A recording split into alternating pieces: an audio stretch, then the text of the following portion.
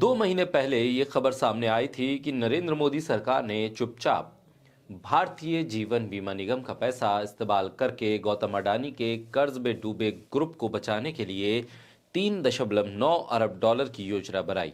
अब सरकार ने खुद संसद में बताया है कि एलआईसी ने अडानी ग्रुप की कंपनियों में 48,284.62 करोड़ रुपए का निवेश किया है, जिसमें से 38,658 करोड़ रुपए इक्विटी शेयर में और 9,625 करोड़ रुपए डेट के रूप में लगाए हैं।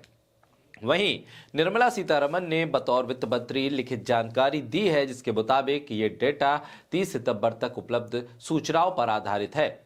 उन्होंने बताया कि एलआईसी ने Adani ports and special economic zone limited के सुरक्षित नॉन कन्वर्टेबल डिवेंचर में 5,000 करोड़ रुपए का अतिरिक्त निवेश किया।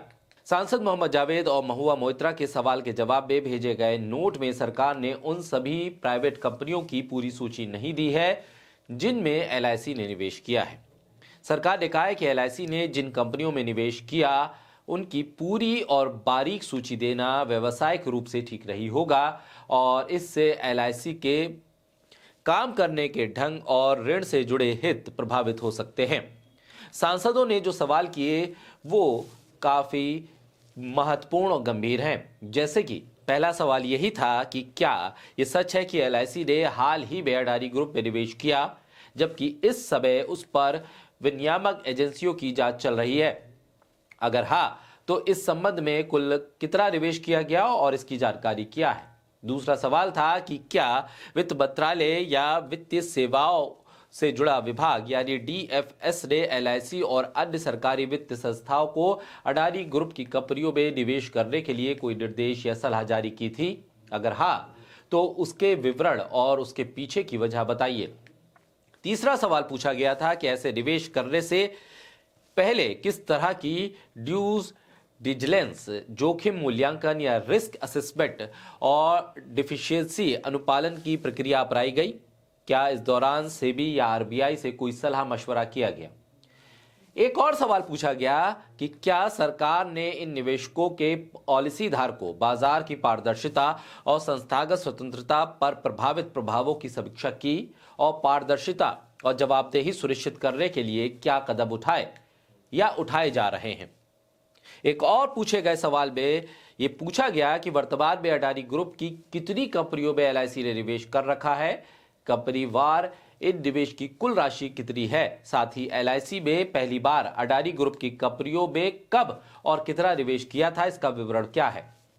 एक और सवाल में पूछा गया कि निजी क्षेत्र की उन सभी कंपनियों की सूची क्या है जिसमें एलआईसी ने निवेश कर रखा है और प्रत्येक कंपनी में कितना निवेश किया है। सरकार के मुताबिक मई 2025 में Adani ports special economic zone द्वारा जारी सुरक्षित एनसीडी में एलआईसी ने जो 5,000 करोड़ रुपए का निवेश किया था वो पूरी जांच पड़ताल और बोर्ड द्वारा मंजूरी प्रक्रियाओं के अनुसार किया गया। अपने जवाब में वित्त मंत्रालय ने यह भी दावा किया है कि निवेश से जुड़े मामलों में मंत्रालय एलआईसी को कोई सलाह जारी नहीं करता है।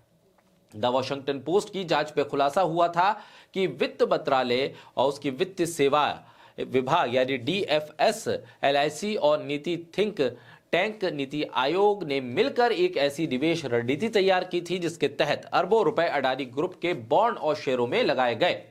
रिपोर्ट में कहा गया था कि इस योजना में 585 बिलियन डॉलर का एक बॉन्ड इशू शामिल था, जिसे केवल एलआईसी ने फंड किया।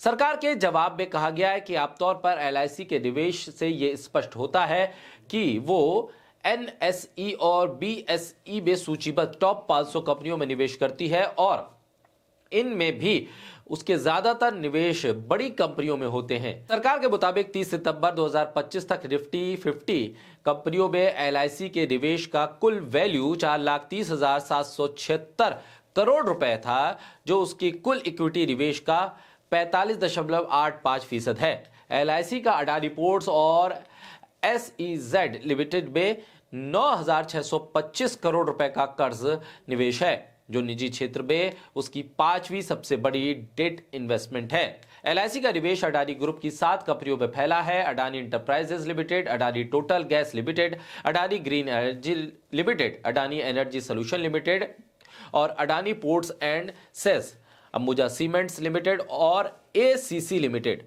सरकार ने यह भी बताया है कि सार्वजनिक और निजी सेक्टर में एलआईसी के कुल निवेश की तुलना में अडानी ग्रुप में उसका कितना एक्सपोजर है और इस एक्सपोजर के होने के साथ साथ अडानी ग्रुप उसकी रैंकिंग पर क्या असर पड़ता है। बहरहाल सरकार की तरफ से जवाब आया है, लेकिन आधा अधूरा ये जवाब है। जो सांसद हैं उनकी तरफ से सवाल पूछे गए थे, सीधे तौर पर पूछे गए थे, लेकिन बहुत कुछ बताया गया, लेकिन उससे ज्यादा छुपाने की कोशिश भी थी। बहरहाल अब ये तमाम चीजें सार्वजनिक मंच पर हैं, सार्वजनिक प्लेटफॉर्म पर हैं कि हां, एलआईसी ने अडानी ग्रुप की कंपनियों में निवेश किया है, वो भी भारी भरकम।